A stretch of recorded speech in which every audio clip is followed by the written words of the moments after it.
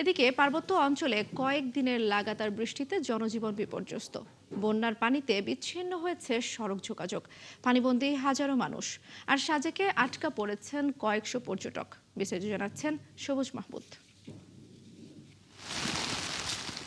টানা ভারী বর্ষণ আর উজান থেকে নেমে আসা পাহাড়ি ঢলে ভয়াবহ বন্যা পরিস্থিতির সৃষ্টি হয়েছে রাঙ্গামাটি এবং খাগড়াছড়ির বিভিন্ন জায়গায়। পানি বিপদসীমা অতিক্রম করায় আজকের এসকোর্ট ছাড়া সম্ভব হচ্ছে না।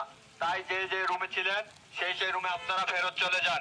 প্লাবিত হয়েছে উপজেলা সদর, পৌর এলাকার নিচু অঞ্চল সহ বিস্তীর্ণ জনপদ। পানিবন্দী হয়ে পড়েছে কয়েক হাজার পরিবার। মানুষ কেউ না খাইয়ে মরতেছে, কেউ পানিতে ডুবে মরতেছে। অনেক কষ্টের মধ্যে আছে মানুষ।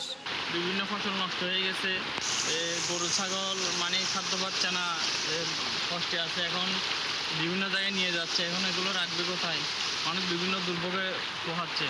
তো আমরা চাই প্রশাসন আমাদেরকে সহযোগিতা করুক। বন্যার পানিতে ডুবে গেছে বাগাইহাট মাচালং সড়কের একাধিক অংশ, বন্ধ হয়ে গেছে সাজেকে যাতায়াত। ফলে সেখানে আটকা পড়েছেন প্রায় ৬০০ পর্যটক।